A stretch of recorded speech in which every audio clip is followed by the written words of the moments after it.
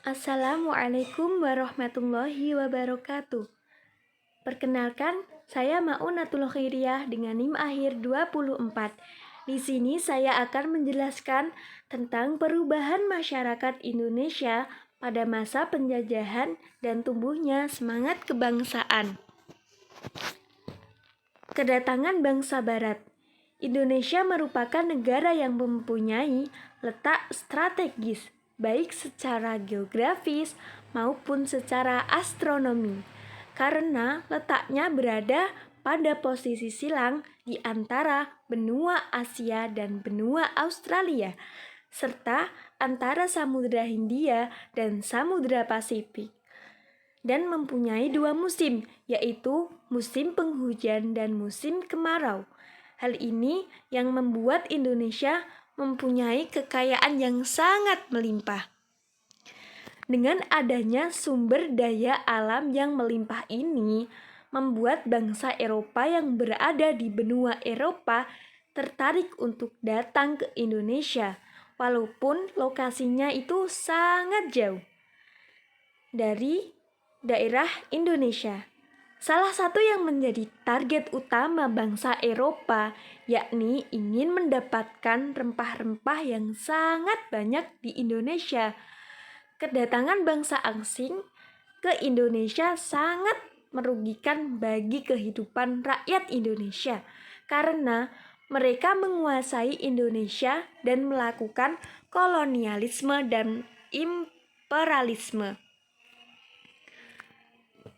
Yang pertama di sini yang akan saya jelaskan yakni latar belakang kedatangan bangsa Barat.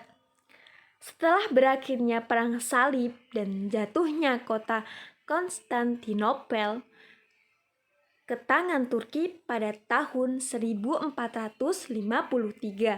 maka hubungan perdagangan antara para pedagang dari benua Asia dengan para pedagang dari benua Eropa menjadi putus.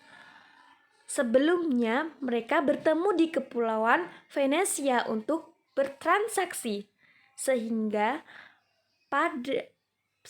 para pedagang dari Eropa tidak perlu datang lagi ke Asia atau ke Indonesia.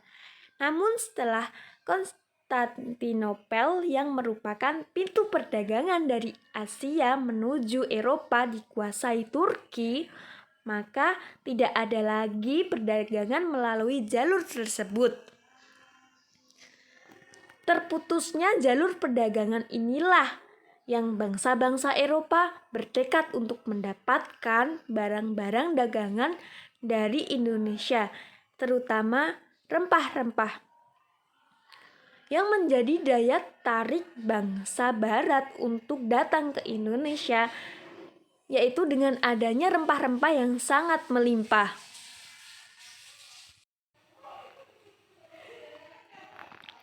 Dan selanjutnya yakni iklim yang tropis. Kemudian yang B, motivasi G3, yaitu gold, glory, dan gospel. Gold yang berarti mencari kekayaan atau dalam bidang ekonomi, glory yang berarti mencari daerah jajahan atau dalam bidang politik, gospel yang berarti menyebarkan agama Kristen atau dalam bidang sosial.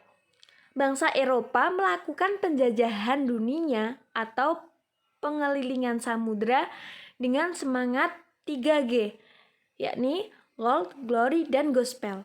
Bangsa Eropa memang sengaja ingin menyebarkan agama Kristen di wilayah benua Asia maupun benua Afrika, karena ketika Perang Salib dimenangkan oleh bangsa Turki yang beragama Islam. Kemudian C, revolusi industri. Revolusi industri pertama kali lahir di negara Inggris pada tahun 1750 sampai 1850. Revolusi industri merupakan pelopor dari imperialisme modern, yaitu mencari daerah jajahan sekaligus dijadikan sebagai daerah pemasaran hasil industri. Revolusi industri merupakan perubahan dari tenaga manusia maupun hewan diganti dengan tenaga mesin, sehingga dapat memudahkan manusia dalam memproduksi. Nah, di sini dapat kita lihat ya, teman-teman, contoh perahu mesin uap dan perahu layar. Bagaimana sih perbedaan waktu tempuh kedua perahu tersebut dalam menempuh perjalanan? Sudah bisa ditebak ya, teman-teman, pastinya perahu layar lebih cepat daripada perahu mesin uap. Pelopor penjajahan Belanda. Yang pertama ada bangsa Portugis. 1. Bartolomeus Dias 1486. Bertolak dari Lisabon, Portugis, bergerak ke arah pantai selatan, menyusuri pantai barat Afrika sampai di ujung selat Afrika, yang kemudian diberi nama Tanjung Harapan. Kemudian Bartolomeus Dias kemudian kembali lagi ke Portugis karena ada gelombang atau badai yang sangat besar. Yang kedua, Vasco da Gama 1498. Bertolak dari Lisabon ke arah selatan menyusuri pantai benua Afrika sampai di ujung selat benua Afrika, kemudian melanjutkan perjalanan sampai di Cilecup, India. Yang ketiga, Alfonso de Albuquerque berhasil menaklukkan Malaka pada tahun 1511. Kemudian Maluku jatuh ke tangan Portugis pada tahun 1512. Yang kedua yaitu dari bangsa Spanyol. Yang pertama, Christopher Columbus 1492. Bertolak dari Spanyol ke arah barat, mempengaruhi Samudra Atlantik sampai di Kepulauan Bahama, Karibia. Dia mengira setelah sampai di Hindia, maka penduduk pulau tersebut diberi nama Indian. Yang kedua, ekspedisi Magellan Cano 1521.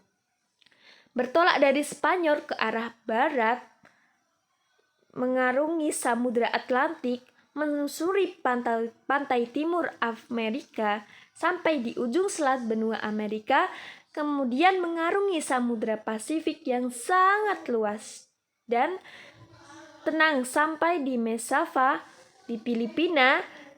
Di sana Ferdinand Magellan tewas oleh orang Mekstan. Kemudian sisa pasukan di bawah pimpinan Juan Besancon del Cano melanjutkan perjalanan ke Kalimantan, Maluku, dan pulang ke Spanyol lewat Tanjung Harapan.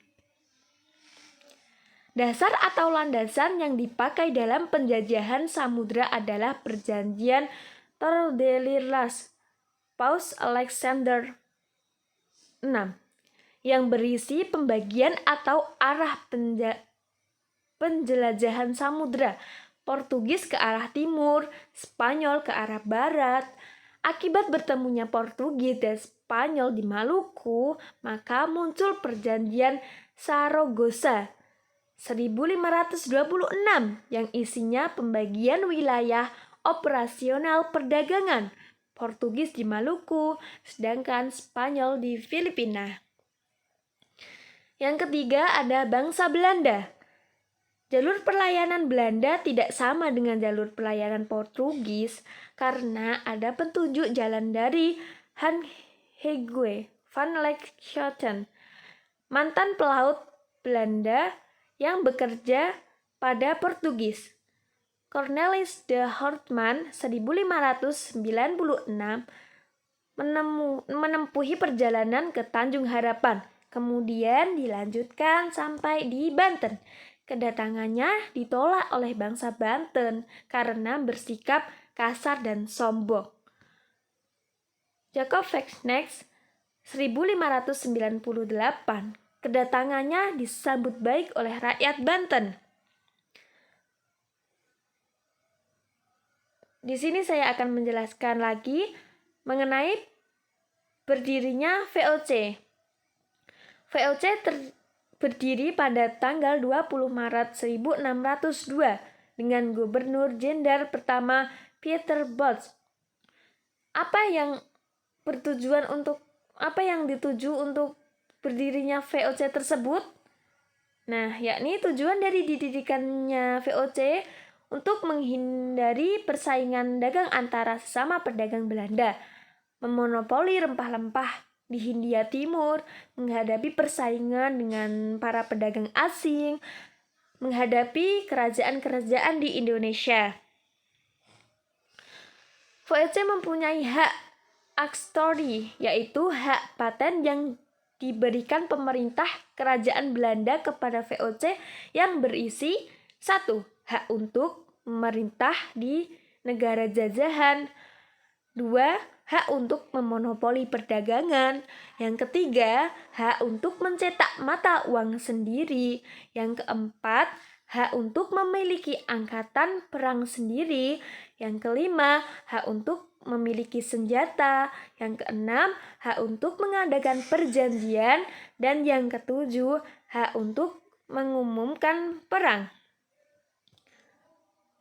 Apa faktor penyebab bangkrutnya VOC?